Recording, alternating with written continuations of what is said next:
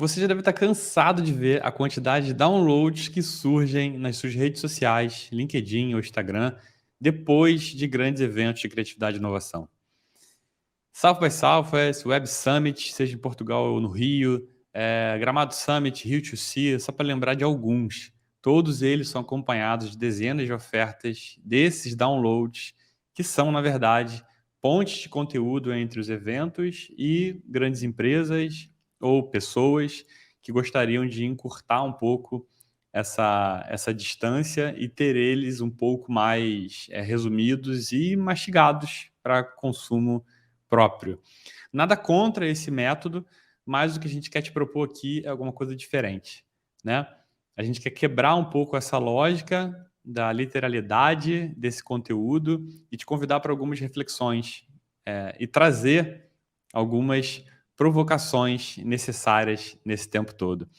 Então, nas próximas 3 semanas, começando hoje, eu vou trazer algumas provocações criativas divididas em episódios bem curtinhos, que foram sendo trazidas dentro da minha cabeça e dentro da cabeça de outras pessoas que estão construindo futuros nesses grandes eventos, para a gente começar a falar um pouquinho sobre elas e que me trouxe muita inquietação e eu quero passar essa inquietação para outras pessoas também. E óbvio que com alguns outros conteúdos que se emaranham um pouco nesse grande processo que é chamado de reflexão criativa ou como a gente está chamando carinhosamente de provocações criativas. Então, sejam muito bem-vindos, seja muito bem-vindo, muito bem-vinda, muito bem-vinda. Hoje a gente vai começar a contar essa história. Na verdade, é uma websérie, né? Um episódio a episódio que a gente fez com muito carinho para desvendar um pouquinho sobre quais são essas 3 IAs, que na verdade não são 3 inteligências artificiais diferentes, mas tem tudo a ver com quais são as potencialidades, possibilidades, consequências que a inteligência artificial está trazendo para as nossas vidas, para os nossos relacionamentos, para o nosso trabalho. Então, vocês estão preparados? Você está preparado para isso? Então, vamos em frente. Mas antes de tudo, de onde surgiu essa ideia, né? Nós temos aqui na Vitamínica um produto de prateleira chamado Vitamina para Viagem. Quem já segue a gente no @vitaminica.br lá no Instagram já conhece. É uma forma que a gente traz esse conteúdo de grandes eventos de criatividade e inovação e faz uma curadoria criativa dele e pega os conteúdos mais relevantes para criar uma vitamina apetitosa de conteúdos criativos e inovadores prontas para consumo imediato. A gente faz isso através do nosso perfil do Instagram, enquanto a gente está lá no local e traz isso de maneira fresca, e depois decanta, prepara, põe tudo no liquidificador e traz isso através de conversas criativas ou workshops, né?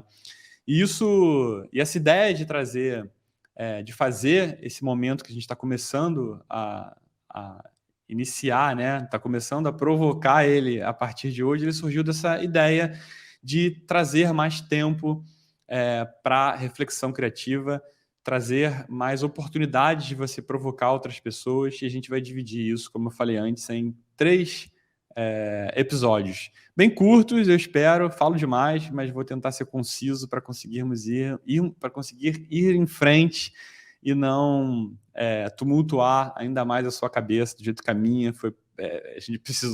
Eu precisei trazer um pouco de organização e acho que eu criei uma forma de conseguir apresentar isso de uma forma sintética e que passa esse conteúdo e provoque quem está aí do outro lado assistindo tudo isso. Vamos falar um pouquinho dessa primeira inteligência artificial, né? Ou dessa primeira inteligência assistencial, que é fruto do uso da inteligência artificial que estamos fazendo agora, que você pode estar fazendo exatamente nesse momento, já tenha feito momentos antes de começar a dar play nesse vídeo. Mas que com certeza essa engrenagem toda aqui está sendo abastecida pela inteligência artificial. Meu nome é Diego Fonseca, eu sou fundador da Vitamínica, é um hub que transborda a criatividade através de conteúdos inspiradores, criativos e experiências de aprendizado. Vai ser um prazer guiar vocês ao longo dessa websérie que começa agora. Mas antes de começar ela e falar um pouco sobre o desenvolvimento dessa nossa dessa nossa esperteza artificial, eu quero propor a vocês um desafio. Eu quero que vocês façam mentalmente uma relação conceitual entre, e talvez filosófica, entre Atlas, o deus grego, e o livro Homo Deus, do Yuval Harari. Esse, acho que ficou muito conhecido por todo mundo. Você conseguiria fazer isso rapidamente, assim? Porque tem uma pessoa, ou na verdade uma ferramenta que conseguiu trazer esse resultado aqui, de 1, 2, 3, 4, 5, 6, 7 parágrafos, de uma maneira muito concisa e, mais do que tudo isso, muito rápida. Fez isso em apenas 5 segundos. Não estou descaracterizando o fato de que você não conseguiria fazer essa relação, de que eu não conseguiria fazer, mas eu estou falando de velocidade, né? E o que esse simples exemplo, que é muito bobo, muito pequeno, mas que ele pode trazer para a gente algumas reflexões iniciais, né? Que a gente vai ser facilmente substituído pela tecnologia, que a gente precisa cada vez mais sermos produtivos e velozes nas nossas respostas, ou, né, que a gente vai agora começar a entrar num movimento cartista para quebrar, impedir todas as inteligências artificiais de se desenvolverem, que ela vai substituir todos os nossos empregos, né? Acho que essa é a grande pergunta. Segundo esse cara aqui, esse é o Kevin Kelly, o editor e fundador da revista Wired. Para ele, a resposta de todas essas perguntas é não. A inteligência artificial, inclusive ele começou a palestra dele no South by Southwest desse ano falando sobre isso. O slide inicial era esse, né? A inteligência artificial não vai substituir o seu trabalho. Mas ela vai nos levar, vai possibilitar nos levar para locais não antes visitados por questões de tempo, de velocidade e de capacidade, né? E mais, ela veio para fazer o que nós não conseguimos fazer. Para corroborar um pouco com essa história, esse cara aqui, que é o Greg Brockman, ele é presidente da OpenAI. A OpenAI, para quem não sabe, ela é a empresa mãe, né, a criadora do ChatGPT. E ele diz também, é otimista, pelo menos até então, e vocês vão saber o porquê, ele diz que a inteligência artificial vai promover todos os gestores, né, em que a gente vai começar a tirar o trabalho braçal e repetitivo e começar a trazer um trabalho mais de gestão daquilo tudo que estamos fazendo. A mesma OpenAI, que soltou um comunicado há pouquíssimo tempo atrás, pedindo uma regulamentação urgente da inteligência artificial, da importância de você trazer uma velocidade cadenciada para isso, que é diferente de uma carta que rolou há tempos atrás, assinada pelo próprio Yuval Harari, esse que eu brinquei, do autor do Homo Deus, Elon Musk, Steve Wozniak, um dos fundadores da Apple, junto com Steve Jobs, para falar sobre a necessidade de você aqui cadenciar e dessa carta de você parar para os 6 meses. Mas, enfim, a gente começar a trazer a preocupação dessa inteligência artificial também para esse âmbito de inteligência assistencial. Mas o que a gente vai falar aqui não é sobre isso, não é sobre o tema da regulamentação, que é sim importante, mas como é que a gente começa a transformar essa inteligência artificial potencializando a nossa inteligência, né? E esse cara aqui é o Mike Batchel, ele é o Head de Inovação da Deloitte, e que durante a palestra dele no South by Southwest complementou dizendo que não fazer o meu trabalho me deixa livre para fazer melhores trabalhos, né? E que toda tecnologia ela surge muitas vezes como um brinquedo, né? Como uma brincadeira, e que depois acaba se tornando uma poderosa ferramenta, né? E aí a gente pode começar a pensar que tipo de situações, de coisas você hoje brinca, ou de tecnologias que você brinca com ela e que você vê como uma grande oportunidade de se transformar numa importante ferramenta no futuro. Se você acredita em tudo isso, em todas essas visões que são sim otimistas sobre o futuro e sobre como utilizar essa inteligência assistencial, né, a gente vai seguir em frente. Caso não, eu tenho também uma excelente forma de você conseguir ver se você vai estar atrativo mercadologicamente daqui a pouco com esse site aqui, willrobotstakemyjob.com, um site em inglês, mas que você pode inserir a tua profissão e entender percentualmente o quanto dela pode ser substituída daqui para frente. Mas, brincadeiras à parte, se a gente colocar na mesa um pouco sobre como é que a gente terceiriza essas atividades repetitivas, isso já acontece há muito tempo aqui, pelo menos nas nossas vidas, né? Esse é um ingrediente em que a gente usa praticamente diariamente para terceirizar essa nossa inteligência que a gente simplesmente não quer fazer conta ou quer fazê-las mais rápido e utiliza essa ferramenta como uma forma de terceirizar essa inteligência que a gente tem. A outra é a GPS. Se a gente pensar bem, uma coisa, inclusive falada pelo próprio Kevin Kelly, essas duas ferramentas são muito mais inteligentes que a gente, muito mais espertas que a gente. E basta com que a gente utilize elas com sabedoria e consiga acessar e transformar essa tecnologia na esperteza artificial, que também é a mesma que faz a gente checar o telefone. Se eu for perguntar para vocês o número de 2 pessoas mais próximas da sua família, né, do telefone, você com certeza vai recorrer ao celular para conseguir lembrar delas. Então, ela também é um acesso à memória. Ou seja, a inteligência artificial sendo usada para aumentar e para terceirizar algumas habilidades nossas, né? Habilidades essas que estão trazendo alguns resultados interessantes e outros bem estranhos, né?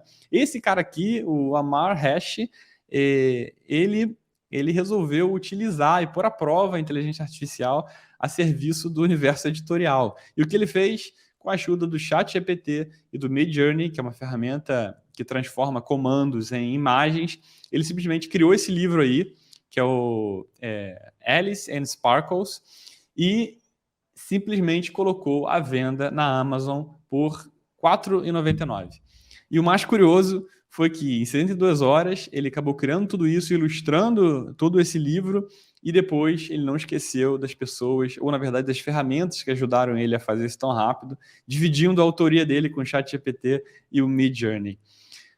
Outras coisas, acho que interessantes que surgiram nesse meio do caminho, foi essa música que na verdade nunca existiu, essa parceria que nunca existiu entre Drake e The Weeknd, em que antes de se darem conta disso, ela teve 8,5 milhões de visualizações no TikTok e mais de 250 mil plays no Spotify. O Spotify agora está varrendo todas essas músicas criadas por inteligência artificial, entendendo que como é que esse processo também vai abalar um pouco desse mercado fonográfico, mercado musical de uma forma geral, né? Como a gente pode trazer outras questões interessantes aqui, como a NVIDIA, que é uma empresa de tecnologia e de games, né? Falando um pouco sobre o futuro dos games, em que você vai conseguir conversar com os jogadores que você tá jogando. Isso é interessante, não como live, mas como jogadores mesmo presentes naquela atmosfera ali de game, ou coisas um pouco mais obtusas assim, e obscuras, né? Como esses dois amigos que resolveram criar uma mulher, né, de inteligência artificial e vender nude na internet e faturar, tipo, no primeiro dia $200 em relação a isso. Esse é o lado ruim também, né, do processo todo, né?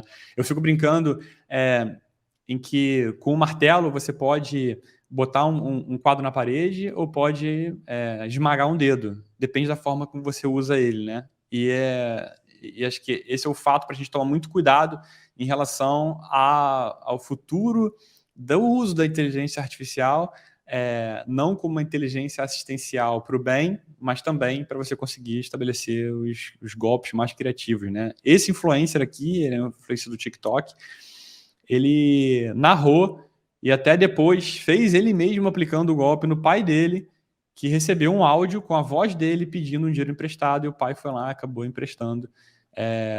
Então, o mais louco é que aqueles golpes que a gente tinha antigamente, de ligar e fingir que é a voz do fulano ou de ciclano, ou a sua própria voz, agora vai ser feito com a sua própria voz, né? Isso que é o mais louco.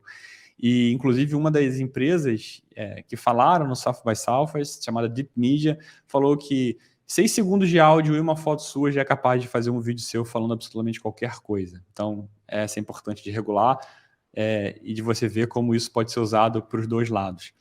Kevin Kelly também começou a falar sobre a aptidão da inteligência artificial e da inteligência assistencial como hoje uma inteligência de multidões, né? Que ainda tem as suas falhas, que como programada por seres humanos também vai errar, né? E que hoje ela assume esse papel de uma inteligência de multidões, mas que pode ser substituída rapidamente e desenvolvida rapidamente, né? Ele diz que ela não vai substituir o seu melhor empregado, mas talvez substitua o seu pior, né? Uma frase que eu acho que talvez conecte isso da melhor forma é desse cara aqui, ele é professor do MIT de economia, chamado Richard Bookstaber, e ele fala que nenhum homem é melhor do que uma máquina e nenhuma máquina é melhor do que um homem com uma máquina. Ou seja, como é que a gente consegue juntar o humano e o tecnológico para conseguir produzir as melhores coisas. E quando a gente fala nessa junção, a gente automaticamente pensa em produtividade, né? Vou fazer tudo mais rápido, vou fazer mais coisas, vou automaticamente virar uma máquina, né? Mas aí, acho que o ponto que acho que foi mais interessante dentro de todos os que foram apresentados, pelo menos falando sobre inteligência assistencial, dentro desse capítulo da nossa websérie, em que o Kevin Kelly falou que os seres humanos não são seres que gostam de produtividade. Produtividade é coisa de robô. E aí a coisa que é engraçada será que isso faz sentido, é verdade? Ou através desse processo de escolarização produtiva em que todos nós fomos alvo, nos tornamos pessoas muito parecidas com máquinas e que hoje a gente vê a produtividade como algo indissociável entre o ser humano, né? E o mais interessante é entender que quando ele fala que o ser humano ele é sobre ineficiência, não pelo aspecto depreciativo, mas que dentro do universo da ciência, da educação, da arte, da pesquisa exploratória, produtividade e eficiência não são o que essas pessoas desejam, né, ou obtêm. E o engraçado é que em uma pesquisa que fizeram com mais ou menos 2.000 trabalhadores do Reino Unido, perguntando quanto tempo eles acham que seriam produtivos ao longo de uma jornada de 8 horas de trabalho, no momento que se discute, né, jornada de 4 dias de trabalho, etc. Falaram que esse aqui foi o tempo médio, né, e que 47% dele, desse espaço não produtivo, era passado dentro das redes sociais, né. Para deixar isso muito claro, eu acho que a melhor forma de você conseguir explicar algo é você usar metáforas, né, que são atalhos de compreensão para isso. E o John Maeda foi muito feliz quando ele falou que a inteligência artificial dele vai se comportar, né, no caso, na visão dele, vai se comportar dessa forma. Quando você mostra 2 cookies, né, desses 2 tamanhos diferentes, você pergunta para uma criança qual deles ela escolheria, acho que fica muito fácil qual deles 2 vai ser o mais escolhido, né? Mas quando você bota isso para pilha de roupa suja, você automaticamente inverte essa interpretação. Então, para ele, a inteligência artificial é para fazer o que nós não vamos querer fazer, né? Porque, segundo ele, o papel da inteligência artificial é nos proporcionar viver uma vida com mais encantamento e menos dor, terceirizando esses problemas e coisas que a gente não quer fazer, né? Fato esse que é corroborado por um artigo muito legal do Fórum Econômico Mundial, entendendo como é que a inteligência artificial vai começar a ser aplicada dentro desse universo corporativo. E eles falam que, nesse artigo, fala que as empresas que vão prosperar mais são as que vão se preocupar mais com o trabalho do que com a tecnologia. Porque, entendendo a importância do trabalho, você consegue fazer a combinação ótima entre o humano e a automação, substituindo o trabalho altamente repetitivo humano por de uma máquina, que é baseado em regras, em padrões de qualidade, para você poder ter espaço, para você aumentar a criatividade humana, para você criar, talvez, um novo trabalho humano, né? E que, através dessa mudança de perspectiva, né, você consegue trazer consigo 4 grandes mudanças no âmbito empresarial, mas que eu posso estender ele para fora disso no âmbito pessoal, né? Primeiro deles, a eliminação do erro, que ela é muito ruim quando a gente fala em processo de aprendizado, a importância do erro e como é que você se beneficia dele, né? Mas que dentro de um universo, por exemplo, de um piloto de avião ou de uma planta gigantesca numa fábrica que tem um sistema de produção muito meticuloso, eliminar o erro aqui é importantíssimo, né? Minimizar a variação, né? Processos mais rápidos, repetitivos, em que você quer padronização, esse é o principal valor. Aumento de produtividade, como a gente já falou anteriormente, e avanços. A gente está falando de uma tecnologia exponencial, que cresce muito rápido o tempo inteiro. Então, cada vez mais alcançando novos lugares, novos espaços, novas velocidades e etc. 57% desses grandes gestores foram entrevistados nesse mesmo artigo, falaram que eles desejam aumentar o uso de inteligência artificial dentro dos seus ambientes, mas melhor do que substituir a mão de obra, eles querem potencializar o trabalho dos humanos.